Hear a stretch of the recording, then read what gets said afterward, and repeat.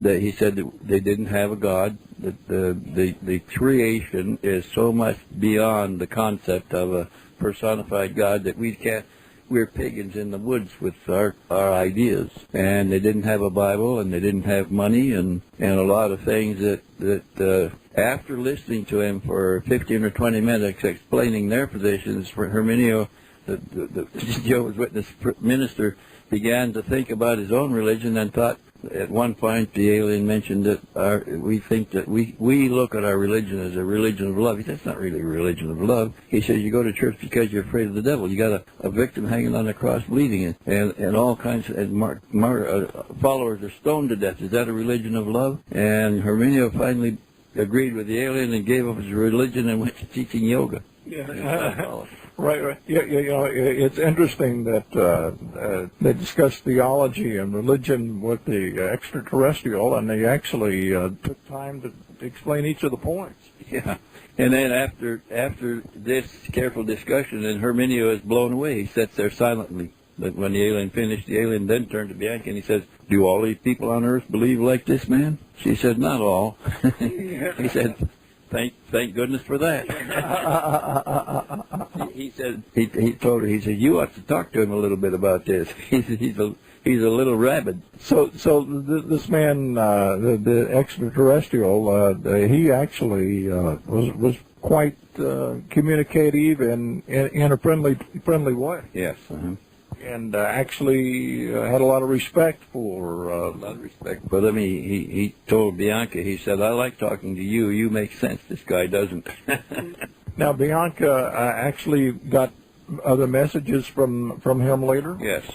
She asked him if she could contact him again, and he said, I'll prepare you. So he set her down in another chair, and he got a device, and he put it on her head, and he put his hands on her shoulders, stood behind her, and operated some equipment, some buttons, manipulating the device was on her head, and he said, now this is going to hurt a little, but it won't be too painful. Is that okay? And she said, go ahead, it's okay. And it did make her head resonate a little bit, like a buzzing in her head for a short time. And when he stopped it, he said, now, he said, you're programmed. He said, you will be able to receive our telepathic transmissions, and you'll be able to respond. She says, will I be able to call you? He says, well, not really, but I can call you anytime. And so after that, they communicated with her telepathically and would send her to a rendezvous point where they would come and land and pick her up. And actually this happened 4 or 5 times? 7 times. 7 times. I know of. There were more after that, but I have a record of 7. Yep, 7 times, and each of these things were kind of interesting. I like the story about evidently Bianca felt it was okay to contact the press.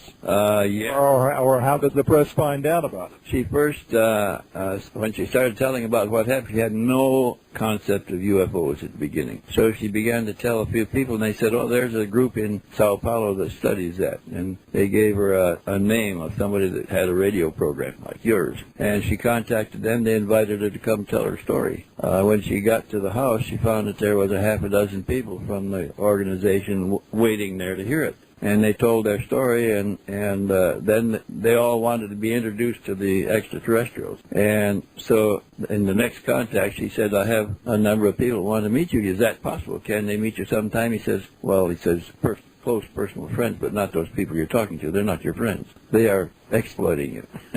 So she said, well, can I bring friends? And he said, of course, but he said, we're going to have to do this in a less populated area. She lived in Rio de Janeiro. He said, we're going to have to do this in a remote area where there's little chance for interference.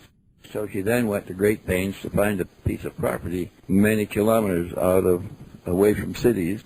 Finally arranged to buy it, built a little hut on there, sent her father out to guard the property. When she was there, she worked the full work week and then take the weekends out to work on the hut on the property. It was invalided, and he could barely walk. And when the hut was nearly finished, a brilliant light appeared over the house, and it was so bright that the light came right through the ceiling all the way to the floor. Illuminated everything inside. He went out to take a look, and the object was hovering above, and then it flew away, and his debilities were completely healed. he was perfectly healthy after that. So they were very, very thankful for the help that was done, but he was particularly grateful. He had his doubts about UFOs and what they were doing here and that sort of thing. Up to this point, after that, he became a pretty strong advocate of it. I could understand. Yeah. Now, why do you think they chose Bianca in the first place, or was it just they were making routine investigation? I mean, I know this would be conjecture on your part, but I mean, and there was something, we identify certain people and other people we don't. Do you think something like that happened, or what? Well, I don't think so, because she had no concept of UFOs. The man that was riding, they weren't related. She was a patron in his Jehovah's Witness church, not the strongest supporter, but went to church regularly, his church. And he was going on business to Belo Horizonte, and she was going to see some friends in Belo Horizonte, so they happened to be riding in the same car, and he was doing the driving. Her car, which was a little Carmen Ghia. And so, I mean, Bianca, later the press actually got involved. How did that come about? Well, when she went to see the UFO group, it was a new case and it was quite spectacular, so they immediately reported it to the press, and reporters wanted to talk to her too. Then they started telling her about other cases, which interested her because she didn't know anything about any cases up to this point. So then she began to follow up on some of the names that they gave her, and finally ran into legitimate UFO investigators down there that gave her more information. And so she began signaling for Karen to come back. She wanted to ask him more questions. And that was the name of the alien. That was the alien said, "My name is Karen." Slapped himself on the chest, said, "I am Karen." Now, I guess he never. You told one story about maybe he was a little late from what time they thought they'd be there, and people got tired of waiting. Yeah, that's right. They expected to be there by 8 o'clock in the morning, and this happened about 11:45 at night, and they had another 2 or 3 hours to drive, and they never showed. The man had an appointment, and they never showed, and they were aboard the alien spacecraft for 3 days and 2 nights. Of course, all the appointments failed because nobody knew what happened to them until they got back, rested up, and then started looking around to see who else knew anything about this sort of phenomenon, because it was entirely alien to them at the beginning. When you've written 18 books, anybody else from this planet, or is this the only incident that they say they're from this particular planet?